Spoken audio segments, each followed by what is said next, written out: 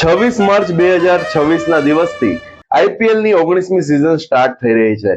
આ મેચને બ્રોડકાસ્ટ કરવા માટે 50 થી પણ વધુ કેમેરાનો ઉપયોગ થાય છે. એમાં પણ 8 અલગ અલગ પ્રકારના કેમેરા હોય છે, જેમ કે standard broadcast camera, ultra motion camera, hawk eye camera, stump cam, spider cam, umpire અથવા પ્લેયર કેમેરા, બગ્ગી કેમેરા અને ડ્રોન્સ.